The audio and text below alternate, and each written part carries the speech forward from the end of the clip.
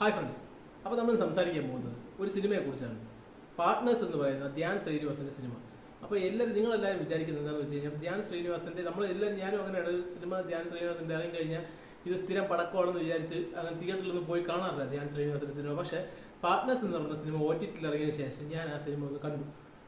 ഞാൻ സത്യം പറയല്ല, നമ്മൾ ഈ ഇപ്പം വിജയിക്കുന്ന സിനിമകളുടെ ലെവൽ വെച്ച് നോക്കുമ്പോഴത്തേക്ക് ഈ പാർട്ട്നേഴ്സ് എന്ന് പറഞ്ഞ സിനിമ എന്തുകൊണ്ട് ഒരു ഭേദമുണ്ട്. കാരണം ധ്യാൻ ശ്രീനിവാസന്റെ ബാക്കിയുള്ള സിനിമകൾ പോലെയല്ല, അത്രയ്ക്ക് പ്രൊഡക്ഷൻ ക്വാളിറ്റി പോലും ആ സിനിമയ്ക്ക് ഉണ്ട്.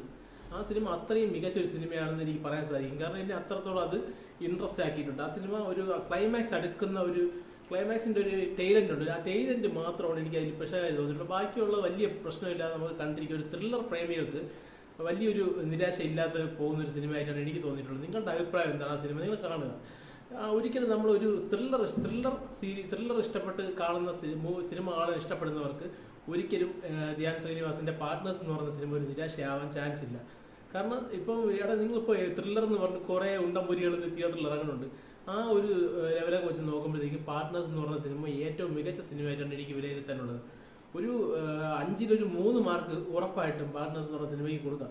കാരണം ഇതിന്റെ അവസാനത്തെ ഒരു ലോജിക്ക് ഇല്ലാത്ത ഒരു ഇത് മാത്രം, ടൈലന്റ് മാത്രമാണ് ഇതിന് മോശമായിട്ട് പറയാനുള്ളത്. ബാക്കി അതുവരെയും അടുത്തത് എന്താകും അല്ലെങ്കിൽ തന്നെ ഒരു ഇൻട്രസ്റ്റ് ആയിട്ടൊരു സിനിമ, ഒരു ഹീസ് സിനിമ, ഒരു നോർമൽ ഹീസ് സിനിമ കണ്ടുകൊണ്ടിരിക്കാൻ പറ്റുന്ന ഒരു രീതിയിൽ സിനിമ മികച്ചതാക്കാൻ ശ്രമിച്ചിട്ടുണ്ട് അവർ. അത്രയും അതിന് പ്രൊഡക്ഷൻ ക്വാളിറ്റിയും ഉണ്ട് ആ സിനിമയ്ക്ക്. അത്രയ്ക്ക് നല്ലൊരു സിനിമയാണത്.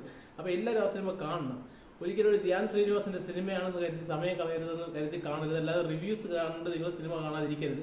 ആ സിനിമ നിങ്ങൾ കണ്ടോ, എൻ്റെ ഉറപ്പാണ് നിങ്ങൾ അത്രയ്ക്കും എനിക്ക് കണ്ടപ്പോൾ അത്രയ്ക്കും ഒരു വലിയ കുഴപ്പമില്ലാത്തൊരു സിനിമയായിട്ടാണ് എനിക്ക് തോന്നിയത്. അപ്പോൾ നിങ്ങൾ ആ സിനിമ കണ്ടിട്ട് നിങ്ങളുടെ അഭിപ്രായം, അല്ലെങ്കിൽ കണ്ടവരാണെങ്കിൽ അതിൻ്റെ അഭിപ്രായം നിങ്ങൾ രേഖപ്പെടുത്തുന്നു. നന്ദി, നമസ്കാരം.